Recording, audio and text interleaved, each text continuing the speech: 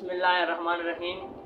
जीअं त social media ते रोज़ी ख़ान पठान के हवाले से जेका अलम लांडियूं ऐं यारुनि के हवाले से जेका अफ़वाह हली रही है, उन में जेको मौक़िफ़ आहे साईं हाजी अब्दुर्रज़ा ख़ान मार जो वठंदासीं ऐं इनवॉल्व कयो वियो आहे किन पोस्टुनि सोशल मीडिया जे ते उन हवाले साईं जो जेको मौक़िफ़ आहे साईं उनखां तरदीद कंदो। बिस्मिल्लाहिर्रहमानिर्रहीम।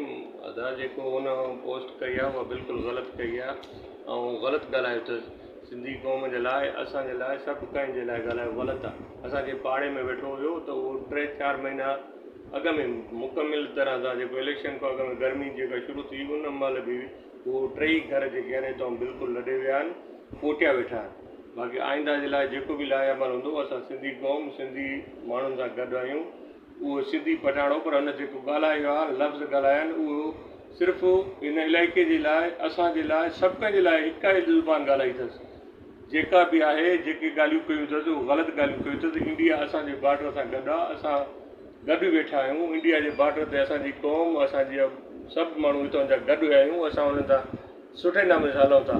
बाक़ी जेको साईं चए थो त असां मुंहुं ॾिनो हुअसीं, उहो असांखे ख़बर आहे, रोज़ी ख़ान जी बि ख़बर आहे, औकात जी बि ख़बर आहे। महिरबानी करे अहिड़ियूं ॻाल्हियूं जेके करणु आहिनि ख़राबु आहिनि, लासानी हवा ॾियनि था, उहो ग़लति आहे। महिरबानी करे हिते न आहिनि सिंधी क़ौम या माण्हू जेके बि इन इलाइक़े जा, यारे लुंड हुजे, लांडियुनि हुजे, जरवार हुजे, किथे बि अहिड़ी शरपसंद माण्हू कोन्हे। जेकर इहा कई अथसि, उहो बि 3 महीना अॻ में हिन ॻोठ मंझो हिन 3 घर लॾे विया। बिल्कुलु इहा यकीन सां सम्झो। उन्हनि अव्हां खे न ॻाल्हायो आहे, जेके जदोजहद कंदा या सोशल मीडिया ते ॻाल्हाईंदा, उहे असां सां बि ॻाल्हायो अथसि। मूंसां मुंहिंजी ज़ात जे लाइ बि ॻाल्हायो आहे, ॿियनि जे लाइ बि ॻाल्हायो अथसि। ईअं न आहे त सिर्फ़ु जेको आहे ईअं सिंधी लाइ ॻाल्हायो अथसि। जंहिंजे पाड़े में, जंहिंजे वक़्तु सुठो ऐं बहितरीनु सिंधी क़ौम जी रवायत मुताबिक़, धरती जी रवायत मुताबिक़ असां हिन खे अमुन ऐं शांती सां रहण जी इजाज़त ॾिनी। इहा हिकिड़ी सिंधी क़ौम ऐं सिंधी लिहाज़ ऐं हिकिड़ो क़दुरु आहिनि। उन मुताबिक़ उन्हनि खे असां तहफ़ुज़ बि ॾिनोसीं, सभु कुझु कयोसीं। हाणे जेको हुन ज़बान ॻाल्हाई आहे, उन जे लाइ तमामु बुरो ॻाल्हायो अथसि। महिरबानी करे इहो एतमाद रखो त उहो बिल्कुलु यकीन सां मां हल्फ़न चवां थो त उहे कोन्हे। महिरबानी। साईं सोशल मीडिया ज़िम्मेवार पियो वञे, उनजे जेका चवनि था त बाबा असांखे इंसाफ़ हाजी अब्दुर्रज़ा ख़ान मिलियो, उन बारे में तव्हां छा चयो? इंशाअल्लाह ताला जेको बि हुकुम कंदा, जेका सोशल मीडिया ते ख़बर आहिनि, पर उन त मुंहिंजे लाइ बि चयो आहे न, सोशल मीडिया ते पोइ आहे। मुंहिंजे पाड़े, मुंहिंजी दीवार सां गॾु हुयो। हुन को सोशल मीडिया ते सॼनि खे हिकु जहिड़ो चयो अथसि न भाऊ। इंसाफ़ त पहिरियों इंसाफ़ करणु घुरिजे न साईं। हू त पहिरियों बि थींदो, पोइ बि थींदो।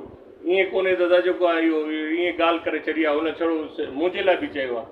मुंहिंजी जेको हुनखे अहसान या तहफ़ुज़ हुयो, उनखे बि जेको आहे हुन न मञियो आहे न।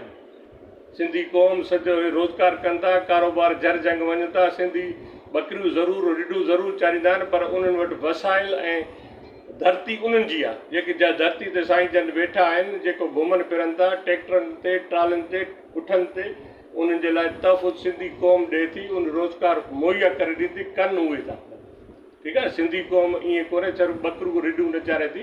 सिंधी क़ौम पढ़ियल लिखियल ऐं बाशऊर आहे, अमुन पसंदि आहे। अमुन पसंदि हलंदा आहिनि, अमुन पसंदि आहे। ग़रीब ज़रूरु हूंदा, अव्हां वटि वठण न आया हूंदा। अव्हां हितां मुल्क छॾे हिते अची कमायो था। असां एतिरा बाज़मीर आहियूं, अव्हांखे रोज़गार जा मौक़ा ॾियूं था। ठीकु आहे साईं। इंशाअल्लाह ताला जेको बि सिंधी क़ौम ऐं सोशल मीडिया ते हले थो पियो, असां पहिरियों त पाण संदे जवाबदेही सम्झां थो त उन असांखे बि जेके बि ग़लति लफ़्ज़ चया आहिनि, उहे असांखे बि चया आहिनि। अव्हां नाराज़ या कावड़ण जो हक़ु आहे, पहिरियों मां कावड़जणु, नाराज़ थियणु मुंहिंजो हक़ु आहे। जेकॾहिं उन सिंधी क़ौम, सिंधी इलाइक़े सॼे ॻोठ सां गॾु, यारे लुंड सां गॾु, सभु माण्हुनि सां गॾु, उहो बिल्कुलु 3 महीना थिया आहिनि, लॾे वियो। इंशाअल्लाह ताला उन सां इंसाफ़ ई थींदो। साईं जो मौक़िफ़ तव्हां ॿुधो, कहिड़ी साईं ॻाल्हि फ़िलहाल करे छॾी आहे। न्यूज़ के बाद कवर शेयर